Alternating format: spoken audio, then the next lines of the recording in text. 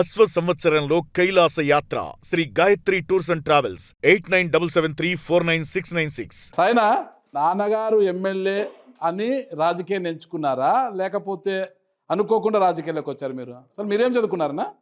PUC. Okay. నేను అనుకోకుండా వచ్చినాను రాజకీయాల్లోకి. ఆదోన్లోన విజయభాస్కర్ రెడ్డి కొడుకు పోటీ చేసినాడు 1999లో. సూర్యప్రకాష్ రెడ్డి గారు. సూర్యప్రకాష్ రెడ్డి గారు. ఆయన ఓడిపోయినాడు. ఇంకా కాంగ్రెస్ పట్టించుకునే వాళ్ళే లేరాడు. ఆ పరిస్థితి ఉన్నప్పుడు 2002 వరకు చూసినాం. అంటే మేము యాక్టివ్గా వాళ్ళ సపోర్టింగ్లో పనిచేస్తూ ఉంటాం. ఇప్పుడు కాంగ్రెస్ పార్టీలో పనిచేస్తూ ఉంటాం. ఇంకా ఎవరు లేకపోయే పరిస్థితి వస్తే అక్కడ ఉన్న పెద్దలతో కూర్చొని మాట్లాడుకొని ఏదైనా ఉండి కాంగ్రెస్ బలోపేతం చేయాలని చెప్పేసి ఉద్దేశంతో వాళ్ళతో మాట్లాడినప్పుడు సరే అన్న తర్వాత ఆఫీస్ కూడా లేదు కాంగ్రెస్ ఆఫీస్ ఓపెన్ చేసుకొని 2002లో ఆఫీసులే లేవాడ. కాంగ్రెస్ ఆఫీస్ ఏర్పాటు చేస్తామని చెప్పేసి కాంగ్రెస్ పార్టీ ఆఫీస్ ఒక ఏర్పాటు చేసాము. చేసిన తర్వాత ఇంకా వాళ్ళంతా వయసు అయిన వాళ్ళు, ముగ్గురు కూడా ఆదంలో, రాచోటి రామయ్య, విట్టా కృష్ణప్ప, చంద్రశేఖర్ రెడ్డి ఎక్స్ఎమ్మెల్సీ. ఇంకా వాళ్ళు గ్రామాలు తిరగలేరు. నేను అప్పుడు ఏం చేసిన అంటే యాక్టివ్గా యూత్ని పట్టుకొని మనంతా యూత్తో కలిసి గ్రామాలకు పోయి జెండా కార్యక్రమాలు పెట్టినాం. జెండా కార్యక్రమాలు పెడితే హవా బాగా టీడీపీ హవా ఉండేది. అప్పుడు ఆ వాళ్ళందరికీ భయపడతా ఉంటారు రావాలంటే కూడా. వాళ్ళు ఏమంటా ఉండంటే ఏదైనా మీకు సీట్ వస్తే మేము తప్పకుండా బయటకు వచ్చేస్తామని చెప్పేసి అంటా ఉంటారు. సరేలే అని చెప్పేసి అన్ని గ్రామాల్లో కూడా వదులుకోకుండా జెండా కార్యక్రమం ఏర్పాటు చేసాం. ఆయన అక్కడ వచ్చిన వాళ్ళు అభిమానులు వచ్చి మాట్లాడి చెప్పి కలిసిపోతూ ఉండేవి. ఆ విధంగా సడన్గా అనుకోకుండా చంద్రబాబు నాయుడు బాంబ్ బ్లాస్ట్ అయిపోయాయి 2003లోనే. అప్పుడు 2003లో బాంబ్ బ్లాస్ట్ అయింది అప్పుడు అలిపిరిలో. అయినప్పుడు సడన్గా ఎలక్షన్స్ మూమెంట్, ఇంకా ఆయన కూడా 1 year ముందే ఎలక్షన్ పెడదామని చెప్పేసి వచ్చేసాక మనకి ఇంకా అవకాశం కూడా ఉంటుంది అని చెప్పేసి ఒక ఆశ కలిగా. ఆయన కూడా అంతకుముందు ఇంకా 2002లోన వచ్చినప్పుడు కూడా ఆయన రాజశేఖర రెడ్డి గారు పత్తికొండకు వచ్చినారు మీటింగ్ వచ్చినప్పుడు మేమంతా ఒక 50 జీపులు వేసుకొని పోయినా. అంత కార్యకర్తలు వేసుకొని యూత్ని వేసుకొని పోయినాం. నడి రోడ్లో నిలబెట్టి అడిగినా, ఏం సార్ నిలబెట్టారా? మీటింగ్ చూసుకొని వచ్చాడు, నిలబెట్టి అడిగినా, ఏం సీటీ వల్ల మాకు ఈయనకి ఇస్తేనే మేము చేస్తామని చెప్పేసి మా పార్టీ నాయకులు అందరూ కూడా ఉన్నవాళ్ళు కానీ ఈయనైతే ధైర్యంగా ఎదుర్కోగలుగుతాడని చెప్పేసి ఉద్దేశంతో మాట్లాడితే ధైర్యం ఏంటి అంటే ఎవరు ముందు అప్పుడు హవా అట్లుండే, తెలుగుదేశం హవా అట్లుండే కాబట్టి అందరూ భయపడతా ఉండ్రి. హవాను ఎదుర్కోవడానికి మీకున్న ధైర్యం ఏంటంటే మీరేం ఫ్యాక్షన్ లీడర్లు కాదు, ఫ్యాక్షన్ లేదు మీకు, ఆధిపత్య పోరు లేదు మీకు, మామూలు రాజకీయ కుటుంబమే. ఏంటి ఆ ధైర్యం ఏంటి సాయిప్రసాద్ రెడ్డి గారికి? కార్యకర్తలకు అండగా నిలబడతామని చెప్పేసి ఒక ఆలోచన వాళ్ళకు ఉంది. కర్నూలు పోయినప్పుడు మళ్ళీ ఒకసారి అడిగినా, సార్ మళ్ళీ మీరు ఏదన్నా పొలిటికల్గా మాకు మళ్ళీ ఇస్తారా లేదా, మళ్ళీ ఇస్తామంటేనే బాగా గట్టిగా ఉంటా అంటే నువ్వు చేసుకోపో అన్నాడు. ఇంకా ఎలక్షన్లు వచ్చిన టైంలో ఖచ్చితంగా మా పేరు పంపించాను. అది ఒకటే పోయింది పేరు. ఎక్స్ఎమ్మెల్యే రాచోటి రామయ్య గారు కూడా పంపిలే, అప్లికేషన్ ఫిలప్ చేయలే, పంపిలే. అయినా కూడా రాజశేఖర్ ఏం చేశా అంటే ఆయనకు ఒకసారి ఫోన్ చేశాడు, ఏదన్నా కూడా ఈయనకి సీట్ ఇస్తాంలే అని చెప్పేసి రాచోటి రామయ్య గారికి ఫోన్ చేశాడు. నాకు వద్దు అన్నాడు ఆయన. నాకు ఈయన సపోర్ట్ చేస్తా అంటేనే నేను చేస్తాను, లేకపోతే చేయను అని చెప్పినాడు. అంటే నేను సపోర్ట్ చేస్తే ఆయన నిలబడతాను, లేకపోతే వద్దు. అంటే ఇంక రాజశేఖర్ అన్న గారు కూడా ఆ విధంగా ఉన్నప్పుడు ఎందుకు చేయాలని చెప్పేసి సీట్ నాకే ఇస్తాడు. ఎందుకంటే ఇంకొక ఆయనకు ఆలోచన ఏమంటే శివరామరెడ్డికి సీట్ ఇవ్వలేదు కదా, శివరామరెడ్డికి సీట్ ఇవ్వలేదు కాబట్టి ఏడో వస్తే కుటుంబానికి అలాట్ చేయాలని చెప్పేసి, ఒక సీట్ అలాట్ చేయాలని చెప్పేసి ఆ విధంగా మనకి ఆదంలో ఆయన మన సీట్ ఇచ్చి కన్ఫర్మ్ చేసి ఎమ్మెల్యేగా మనం బాగా వర్క్ చేసాం. రాజశేఖర రెడ్డి ద్వారా బాగా వర్క్ చేసాం.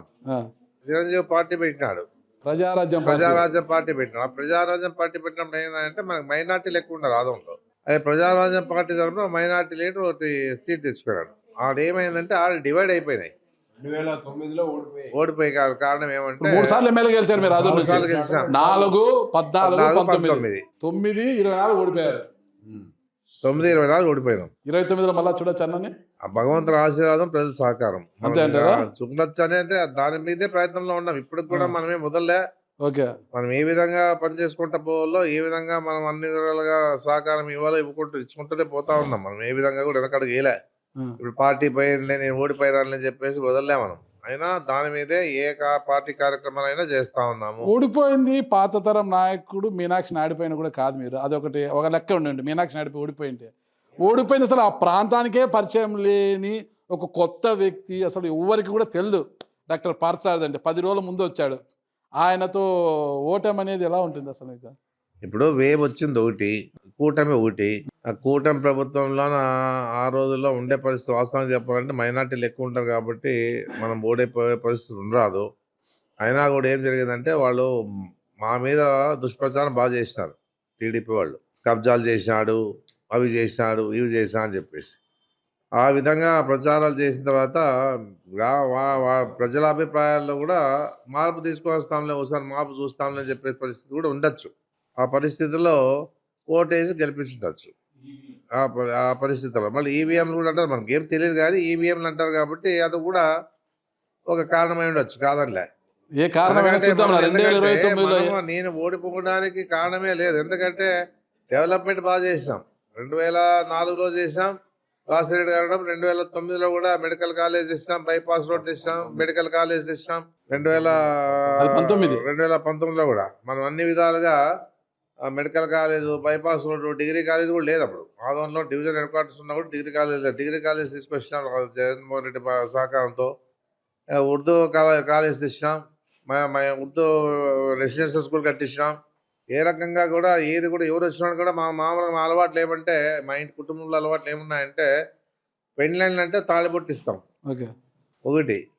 తర్వాత చనిపోతే నా వరకు ఏం చేస్తాం అంటే తాళిబొట్టు, చనిపోతే వాళ్ళకి ఏదో రకంగా ఆర్థిక సహాయం చేస్తాం. ఎంతని కాదు, నాకు ఎంత ఆ రోజు ఆలోచన వస్తే 5,000 వస్తే 5,000, 10,000 వస్తే 10,000 వ్యక్తిని బట్టి ఆ పేదరికాన్ని బట్టి ఇస్తూ ఉంటాం. ఆ రకంగా కూడా చేసుకుంటా పోయినాం. అయినా ఓటమి అనేది మా అదృష్టం లేదు అనుకుంటా ఉన్నాం. ప్రజల్ని అనుకునే పరిస్థితి లేదు. నా టైం బాగాలేదు కాబట్టి నేను ఓడిపోయినా అని చెప్పేసి అనుకోవడం జరుగుతూ ఉంటుంది. ఇప్పుడు అనుకుంటా ఉన్నారు అందరూ కూడా, ఏది మేము పొరపాటు చేసినామేమో, ఈయన ఓటు వేయలేదు దానికి అని చెప్పేసి అనుకోవడం జరుగుతూ ఉందేమో ప్రజలు అనుకుంటుంటారేమో. ఎందుకంటే పరిస్థితుల్లో మాకు వచ్చి చెప్పేది ఏమంటే, ఇప్పుడు చాలా మార్పు వచ్చింది సార్ ప్రజల్లోన. అప్పట్లోన వద్దనుకున్న వాళ్ళు ఈరోజు ఆయన అయితే బాగుండని చెప్పే పరిస్థితిలో మాట్లాడుతున్నారు అనే విషయాన్ని మాకు చెప్తా ఉంటారు. కాబట్టి దాని గురించి మామూలే కదా. ఇంకా మరి డెవలప్మెంట్ చేయలేదంటే డెవలప్మెంట్ ఆల్రెడీగా ఎవరు చేయలేదు. డెవలప్మెంట్ 2014 ఏళ్ళు చంద్రబాబు నాయుడు పరిపాలనలో మీనాక్షి నాయుడు ఉన్నా కూడా ఏమి చేయలే. రాజశేఖర్ గారి హయాంలోనే మనము వాళ్ళు శాంక్షన్ చేసిన దాన్ని, అంటే శాంక్షన్ అయింది కాబట్టి సమ్మర్ స్టోరేజ్ ట్యాంక్ కూడా వాళ్ళ డబ్బు రిలీజ్ చేయలే. మనం దాన్ని శాంక్షన్ చేయని దాన్ని టెండర్ పిలిచి మనం తాగేదాకా నీళ్ళు ఇస్తాం గ్రామానికి. ఆ రోజుల్లోనే బైపాస్ రోడ్ తీసుకొచ్చాం. ఆ రోజుల్లోనే 2 గ్రామాలకి, ఉరుకొండ అనే గ్రామానికి, పెద్ద తుమ్మల అనే గ్రామానికి ప్రజాపథంలో వచ్చినప్పుడు ఆయన ద్వారా తాగునీటి సమస్య ఉందని చెప్తే 2 ఎస్ఎస్ ట్యాంకులు మనకి శాంక్షన్ చేశాడు. ఆ రకంగా ఆయన ఎంత చేయాలో అంత చేశాడు పాపం రాజశేఖర్ గారు కూడా.